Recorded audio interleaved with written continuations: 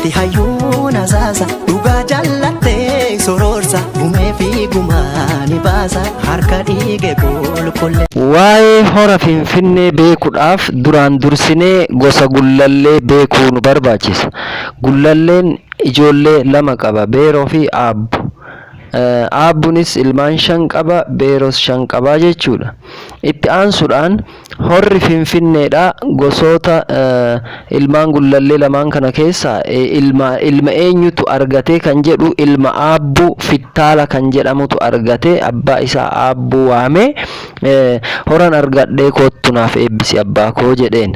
Abbaanis maal jedhete eebbiseef dhufe, Finfinnee meedhicha kee haa taatu, namaaf isaa itti hori, kan dhaloonni kee itti horee itti dagaagu haa ta'u, gosaa fi ambi haa dhugu, loon itti haa horan, qorsa haa ta'u, namni itti haa fayyu, loon itti haa gabbatan, kan dhukkubsate itti haa fayyu jedhete eebbiseefi jechuudha. Seenaa hora Finfinnee yoo barbaannu asirraa tokko jedhee ka'aa jechuudha.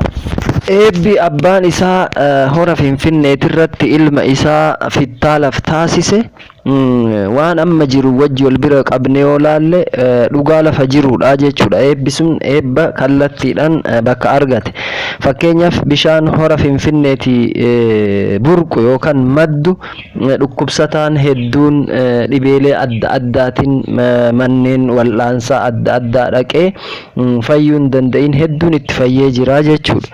Kana waan ta'eef dhukkubsataan itti haa fayyu yeroo jedhu dhukkubsataan sun ambas ta'uu danda'a, keenyas ta'uu danda'a, hedduun isaanii itti fayyanii jiranii jechuudha. Kanaaf eebbi Aabbuudhaa ilma isaa Fittaalaaf akka ajaa'ibaatitti hojjechuudhaaf akka isaaf hojjete eebbi isaa akka bakka gaheef nutti argisiisaa jechuudha. Kun ragaa tokko. Wanni ati amma nuuf himte kuni waan jiru. Abboonni keenya yeroo nuuf himan horri Finfinnee qorsa dhibee hundaati nuun jedhu. Nutis kana akaakayyoota keenyarraas dhageenye, abbaan keenyas nuuf himaa ture. Nutis amma dubbii ati dubbatteef ragaa siif baana. Kanammoo isin barreessaa. Tole, hayyee ulfaadhaa. Akkuma dura isinii hime isinis ragaa naa bahuu keessaniifi hedduun isin galateeffadha. Horri Finfinnee hora qorsa dhibee hundaa akka ta'e isinis ragaa naa baatan, abboonni keenyallee seenaadhaaf nuu kaa'an, nutis dhaloota boruutiif dabarsuudhaaf hanga humna keenyatiin ni tattaafan. Eeyyeen kuni waan ta'uu qabuudha. Waan ooluu hin qabne dhalootarraa gara dhalootatitti akka dabruuf hojjan. Tole, egaa atis noof kolchi. Kana qofaa miti, abboonni keenya kan nutti dhaamani wanni biraatis hedduutu jira. Innis maali?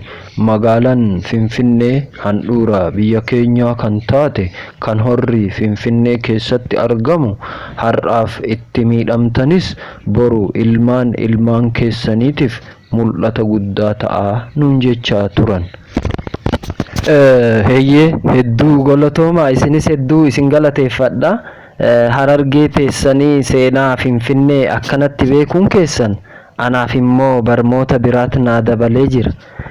Kitaabni ani amma harkaa qabuu fi dubbiin isin naaf himtan kun wal naa simatee jira. Biyyoon amma nuti irra teenye tunis biyyee abbaa fi abaabilee kan akaakilee keenyatti. Nuti bakka biraatii hin dhufne, asumarra jiraachaa turre, har'as ni jirra, borus ni jiraannaa jechuudha. Kanaaf seenaa akkasii harkaa qabaattanii godina Harargee teessanii Finfinnee biyya abbaa keessanii handhuura Oromiyaa akkanatti seenaa isaa addaan babbaasitanii naa himuu keessaniif hedduun isin galateeffadha. Egaa wallaahi siin jedha, wallaahi abboonni keenya akka Oromoo Harargeetitti dhaamsa hedduu mirriisaadhaan nuuf dhaaman. Fakkeenyaaf gaafa lola Calanqoo akkas jedhan: walda Gabreen Amaaraa jaarsa mataa bututtuu, Amaaraan gooftaan jennu sakaraata lubbuu jedhan. Oromoonni Walloo immoo akkam jedhan sitti fakkaata. Ilmayyoon gaalaa baddee hawaas gaman mul'atte afaaniin marga dheeddeet gurraan bookee dhoowwattee jedhu. Oromoonni Walloo mirriisaa kana yeroo mirriisan qabsoon Oromoo Bahaa Harargeetii fi Baalee keessatti jalqabuu akeekuudhaaf mirriisaa kana mirriisan. Arsiin immoo akkas jedhet mirriisaa ture. Qawweenis tan durii mitii elmamtee keessaan dhumtu, Amaarris tan durii mitii waa bonjaa hin dheessitu jedhu. Eeyyen inni kuni kitaaba ta'a. Wallaahi kitaaba ta'a. Hayyee bareedaadha. Hedduu isin galateeffadha. Amma sirra deebi'ee galatoomaan isiniin jedha. Waan baay'ee waan hedduu duraan hin beekne ka duraan hin dhagahin hedduun isinirraa hubadhe waan ta'eef hedduu galatoomaan isiniin jedha. Ulfaadha. Finfinnee magaalaa keessa isiititti bakkoota adda addaatitti maqaa halagaatiin waamamaa jirti. Fakkeenyaaf bakki har'a 4 kiiloo jedhamu, bakki mana barumsaa Inxooxxoo Axxaqaalaa Timirti Beet jedhamurraa kaasee hanga 4 kiiloo gahutti duraan Caffeetumaa jedhama. Kana hoo beektu? Inni biraa immoo hurufa boombii kan jedhamu immoo Jaalmeedaa jedhanii akkasitti waamu. Kana wanni quba irraa qabdan jira moo ni beektan dhageessanii kana? Biyyaati ibsituu Oromummaati, jirma tokko damee sagaleeti, kanaanistuu ilmaan Oromooti.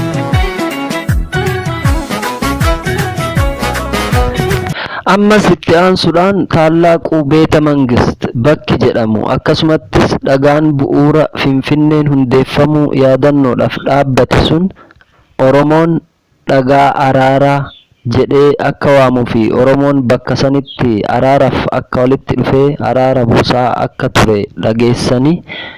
Kanaami kan biraatis hedduutu jira.